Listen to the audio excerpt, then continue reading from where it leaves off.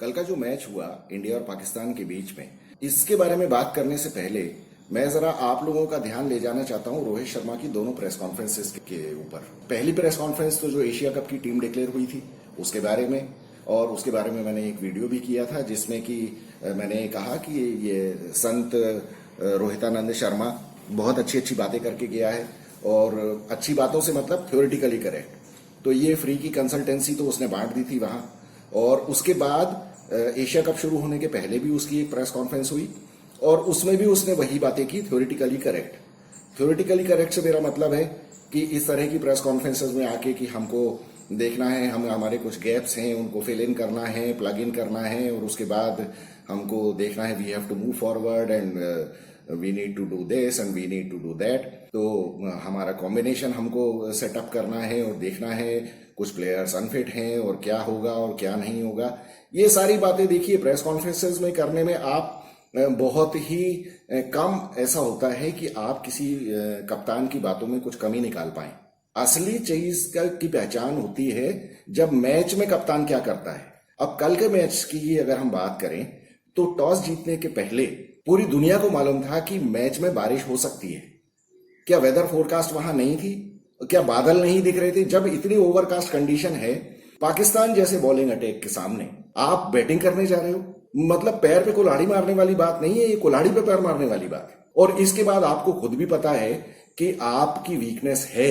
अब कोई दुनिया में ये मुझे कहे कि नहीं विराट कोहली और रोहित शर्मा और शुभमन गिल स्विंग के बहुत अच्छे प्लेयर्स हैं, अरे मैं मानता हूं तभी विराट कोहली ने 13,000 रन बनाए हैं और रोहित शर्मा ने इतने अच्छे रन बनाए हैं। लेकिन इसका मतलब ये नहीं है कि आप जानबूझ के कुएं में कूद जाओ, जो कि बाद में वही प्रूव हुआ। देखिए पाकिस्तान का बॉलिंग अटैक फास्ट है, अच्छा है, सब कुछ है, लेकिन ये ऐसा भी नहीं है कि आप उनको खेल ना सकें। देखिए अगर आप टॉस हार गए होते और आपकी बैटिंग आ जाती तो बात अलग थी, लेकिन यहां तो दोनों कप्तानों ने ही, मुझे तो ताज्जुब है कि बाबर आजम भी वही कह रहा था कि अगर मैं टॉस जीतता तो मैं पहले बैटिंग करता। हालांकि उसके लिए मैं एक रीजन ये देता हूं कि बाबर का सोचना इसलिए है क्योंकि वो हमेशा चेस करने में उनकी टीम प्रेशर में आ जाती है इंडिया के अगेंस्ट, चाहे वो 150 या 170 का ही स्कोर क्यों ना हो, पाकिस्तान हमेशा चेस करने में प्रेशर में आता है। और मुझे देखिए चाहे कोई दुनिया में कुछ भी कहे, पाकिस्तान का बॉलिंग अटैक अच्छा है, लेकिन कल का जो मैच था उसमें इंडिया का बॉलिंग अटैक पाकिस्तान से बेटर था।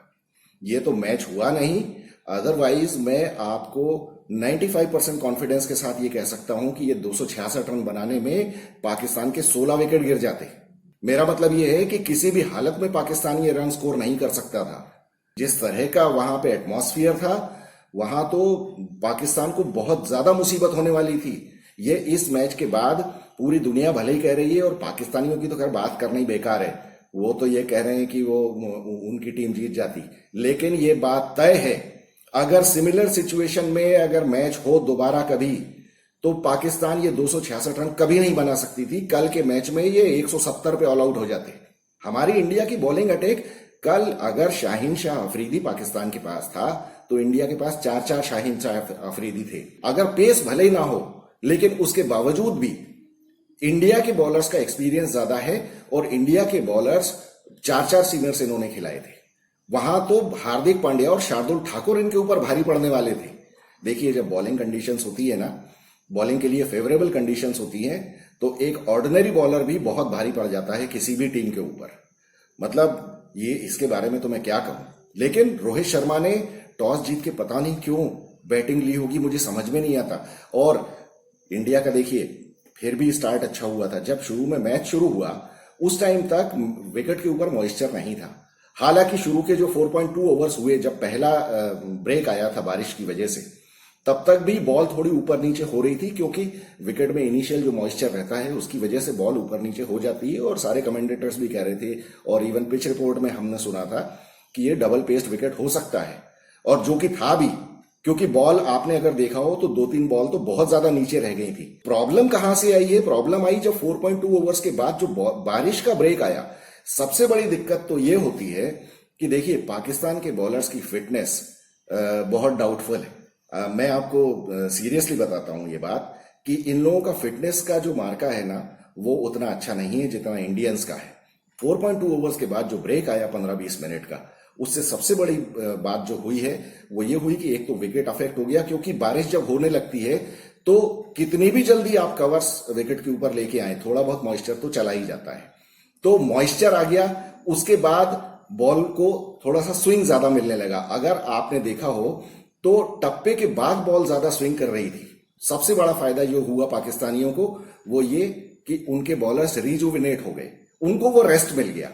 देखिए, कंटिन्यूअसली 5 ओवर डालना बात अलग होती है और 2-2 ओवर के ब्रेक में 5 ओवर डालना अलग बात होती है। यहां पे प्रॉब्लम क्या होती है कि एक तो बैट्समैन का जो रिदम है वो टूट गया, बैट्समैन को आके दोबारा सेट होना है, लेकिन बॉलर को रेस्ट मिल गया।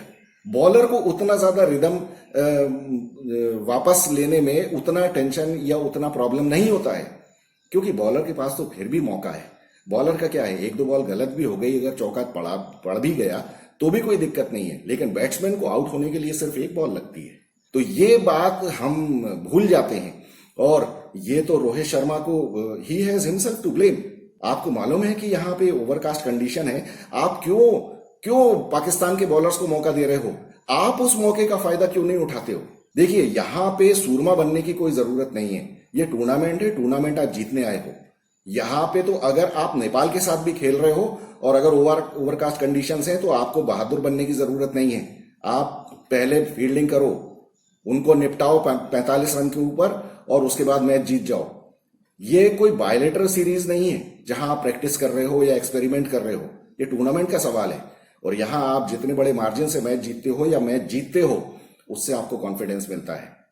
तो जब बैटिंग में इन लोगों की इतनी बुरी हालत हो गई रोहित शर्मा की, अब देखिए, हालांकि उसने बैटिंग काफी अच्छी की, उससे आखिरी में जो गलती हुई, जिस बॉल के ऊपर वो बोल्ड हुआ, वो बहुत ही बेसिक गलती कर दी रोहित शर्मा ने।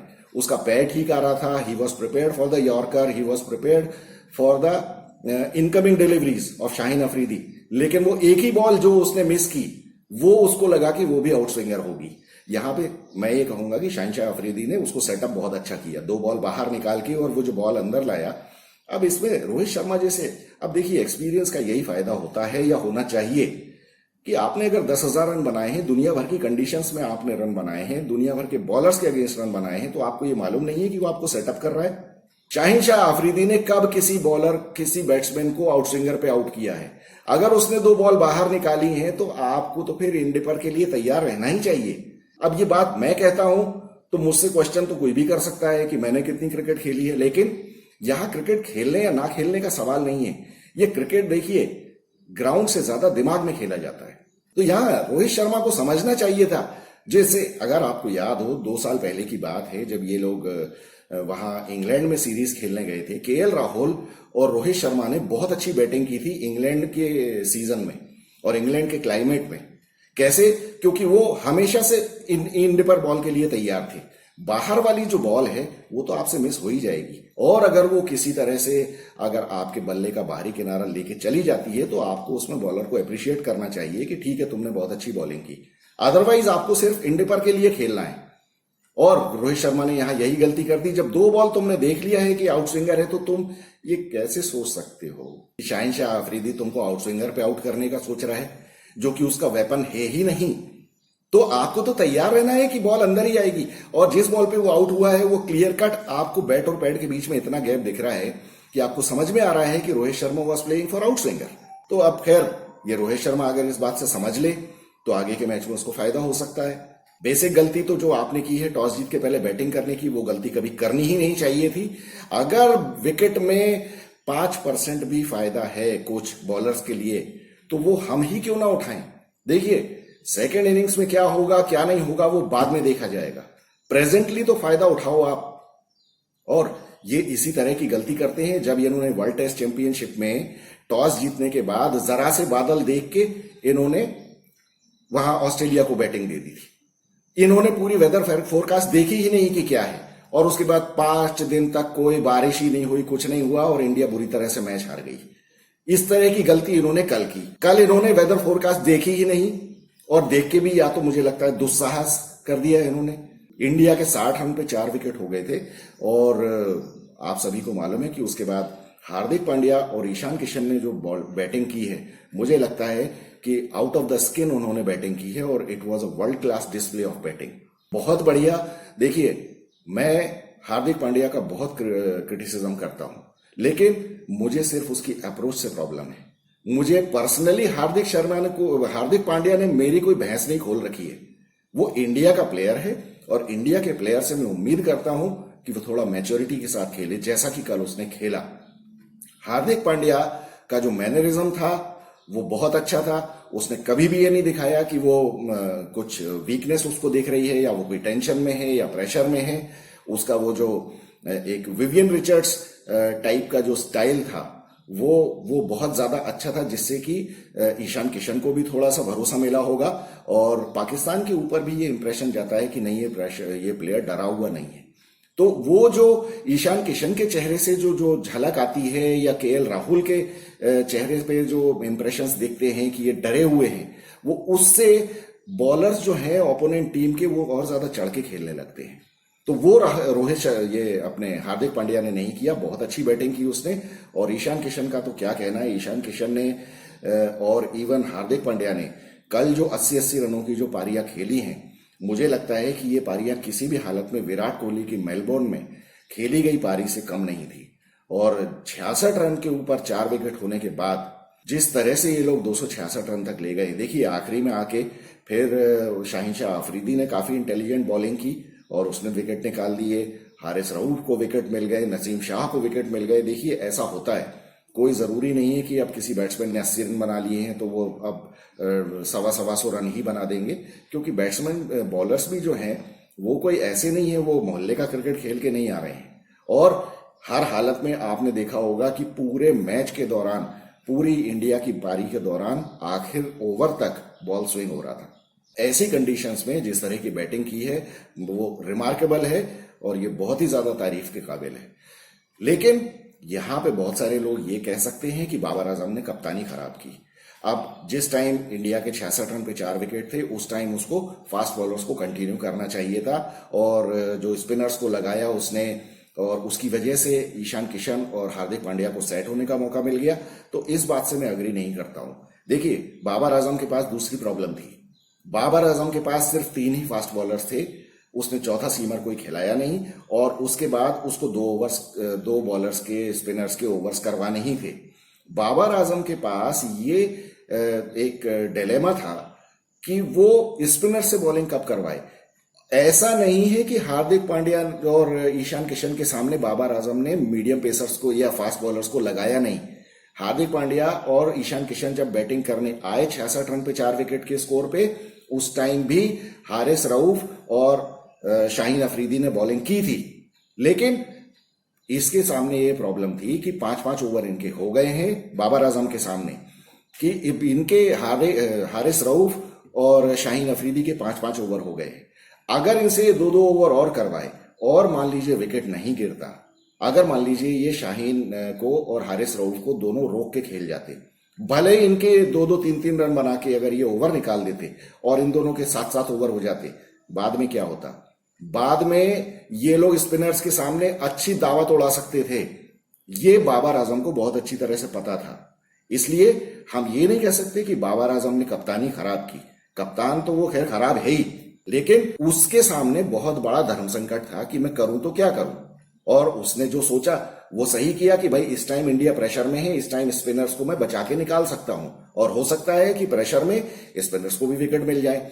चांस था उस टाइम। लेकिन कल जो स्पिनर्स, शादाब ने खास तौर पे बहुत खराब बॉलिंग की और वो जो उसके 1 ओवर में जो 2 चौके मार दिए ईशान किशन ने, तो वो तो उसके बाद तो वो बिल्कुल ही प्रेशर में आ गया बहुत बुरी तरह से। हालांकि वो काफी चढ़ के बॉलिंग करता है, वो बात अलग है कि इंडिया के अगेंस्ट उसका स्कोर रिकॉर्ड उतना अच्छा नहीं है। और बाकी मोहम्मद नवाज जो है, अब वो तो मुझे नहीं लगता कि इतना अच्छा बॉलर है, लेकिन एज एन ऑलराउंडर उसको खिला रहे हैं पाकिस्तान। हमारी बला से आप खिलाते रहो, बहुत अच्छी बात है। कल वसीम जूनियर होता तो शायद इंडिया को कुछ प्रॉब्लम हो सकती थी, लेकिन बहुत अच्छी बात है। चलो ठीक है।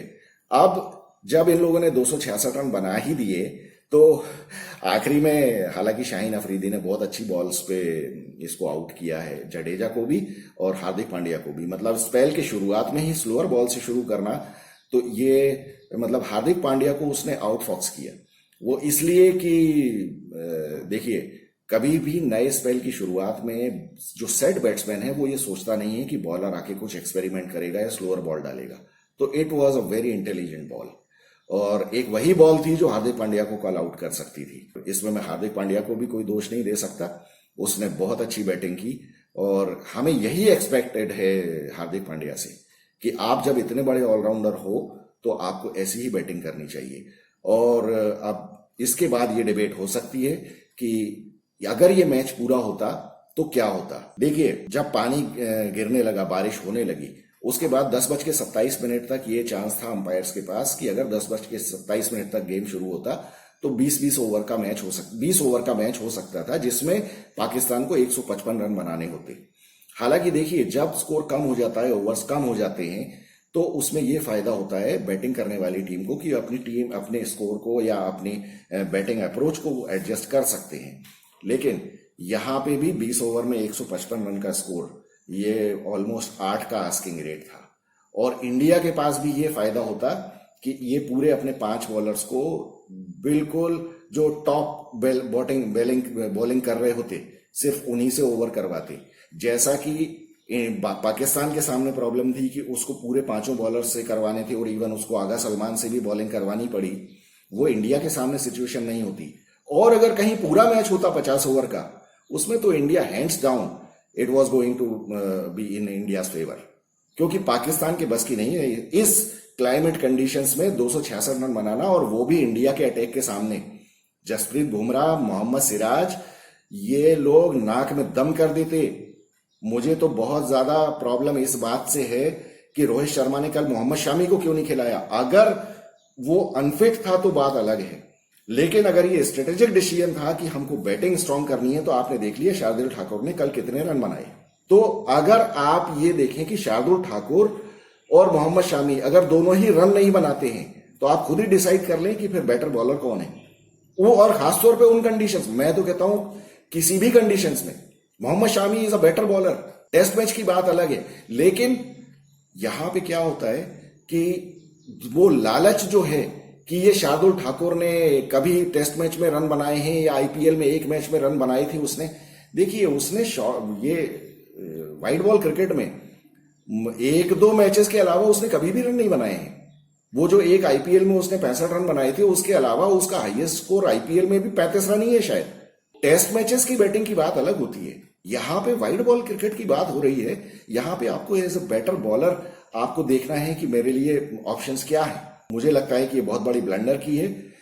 ये वर्ल्ड कप में इसको हर हालत में सिराज, शामी और बुमराह को खिलाना ही खिलाना है।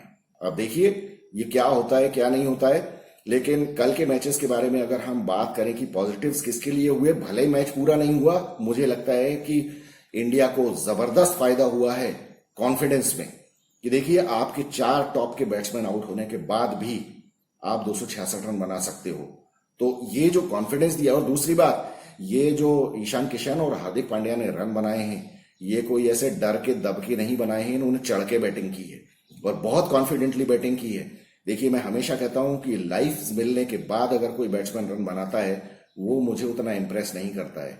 कल ईशान किशन ने जो बैटिंग की है वो लाइफलेस बैटिंग की है, उसने चांसलेस इनिंग्स थी उसकी, वो बहुत ही अच्छा। इससे सबसे बड़ा फायदा तो इंडिया को ये हुआ है कि अब ईशान किशन की जगह पक्की हो गई, क्योंकि पाकिस्तान के अगेंस्ट प्रेशर वाले मैच में ईशान किशन ने जो 80 रन बनाए हैं, इसके बाद उसको टीम से निकालना बहुत मुश्किल हो जाएगा और ईशान किशन को खुद भी कॉन्फिडेंस आएगा। अब कल अगले मैच में वो ऐसी रोनी सूरत लेके बैटिंग करने नहीं आएगा।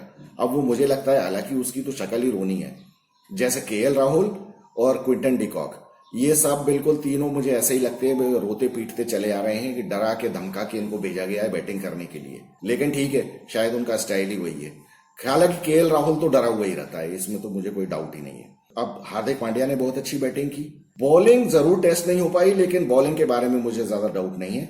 बॉलिंग पाकिस्तान और इंडिया की बॉलिंग में एक थोड़ा सा फर्क ये है कि आप अगर ये ध्यान दें, ये पाकिस्तानी बॉलर जो है ये हमेशा विकेट टू विकेट बॉल करते हैं। फास्ट बॉलर्स की मैं बात कर रहा हूं। स्पिनर्स जो हैं वो इंडिया के डेफिनेटली बेटर हैं। कल के मैच में अगर पाकिस्तान के पास एक शाहीन अफरीदी था तो इंडिया के पास 5 शाहीन अफरीदी थे। क्योंकि कल का जिस तरह का क्लाइमेटिक कंडीशन था, शार्दुल ठाकुर भी पाकिस्तानियों को भारी ही पड़ने वाला था बहुत बुरी तरह से। और इवन हार्दिक पांड्या से अगर ये ओपन करवा देते 2-3 विकेट तो वही निकाल देता। सिराज डरा के आउट करने वाला है। मुझे तो चाहिए कि एक तो पता नहीं क्यों ये लोग भूल जाते हैं कि पाकिस्तानी बैट्समैन की सबसे बड़ी कमजोरी है शॉर्ट बॉल। मैं तो अगर रोहित शर्मा का अगर एडवाइजर हूं तो मैं उसको बोलूं कि बॉलर्स को ये बोलना है कि पाकिस्तानी बॉलर्स की छाती पे मारना है बॉल। और आप देखिए ये लोग 115 पे ऑल आउट अगर नहीं हो जाए तो आप याद रखें इस बात को। ये 50 बार प्रूव हो चुका है। ये 2019 के वर्ल्ड कप में वेस्ट इंडीज ने इनकी हालत कर दी थी। 94 रन पे ऑल आउट हो गए थे ये लोग। ये हालत खराब कर दी थी वेस्ट इंडीज के बॉलर्स ने, जबकि वेस्ट इंडीज के बॉलर्स का आज किसी को वो नाम भी याद नहीं होगा। पता नहीं इंडियंस क्यों भूल जाते हैं ये। सिराज, बुमराह और मोहम्मद शामी, इनको लगा के बोलो कि इनके हेलमेट पे लगनी चाहिए बॉल, और फिर आप देखो अगर ये 115 के ऊपर पहुंच पाए अगर पाकिस्तानी टीम। देखते हैं अगले मैच में क्या करते हैं ये। लेकिन रोहित शर्मा को से मुझे सीरियस डिसअपॉइंटमेंट ये है, बातें प्रेस कॉन्फ्रेंस में सब कुछ करता है लेकिन ये मैच में वही बेसिक गलतियां करता है। कल के मैच में इनको टॉस जीत के बॉलिंग ही करनी चाहिए थी, ज्यादा सूरमा बनने की जरूरत नहीं है। अब ये क्या हुआ इस मैच की वजह से, मतलब हार्दिक पांड्या और ईशान किशन की मेहनत पे तो खैर पानी फिर गया, वो बात अलग है कि हम इसको पॉजिटिव ले रहे हैं और इससे इनको अगले मैचेस में फायदा भी उठाना चाहिए। लेकिन अब नेपाल जैसी टीम के साथ अगला मैच डू और डाई हो गया। अब डू और डाई कहने से आप लोग हंसे नहीं, क्योंकि है तो डू और डाई ही। अब क्या करेंगे अगले मैच में भी प्रेडिक्शन यही है कि बारिश का ऐसा ही माहौल रहने वाला है और हो सकता है मैच धुल जाए। वो भी अगर मैच धुलने के चांसेस है, अगर ऐसा मैच है, आप ये देखिए आज के मैच में अगर हार्दिक पांड्या और ईशान किशन भी जल्दी आउट हो गए होते तो मैच में इतना टाइम तो मिला है खेलने के लिए कि अगर मान लीजिए इंडिया 35 ओवर में ऑल आउट हो जाती तो पाकिस्तान ये आधी मैच की ड्यूरेशन में ही मैच जीत सकता था। तो वो नेपाल के साथ भी हो सकता है। अगर मान लीजिए मैच पूरा ना हो फिर क्या होगा। तो इसलिए बेटर ये है कि आप टॉस जीत के पहले उनको पैक करें 70 रन के ऊपर और मैच जीत लें चुपचाप। यहां सूरमा बनने की बिल्कुल जरूरत नहीं है। खैर देखते हैं, अपने आप को पता नहीं क्या चैलेंज करना चाहते हैं और बेवकूफी का चैलेंज एक्सेप्ट करते हैं। तो मुझे लगता है कि कल के मैच में इंडिया के लिए पॉजिटिव्स बहुत ज्यादा थे। संजू सैमसन की मुझे लगता है कि अब काफी टाइम के लिए वापसी हो गई है इंडियन टीम से, तो अब संजू सैमसन को आईपीएल की तैयारी करनी चाहिए।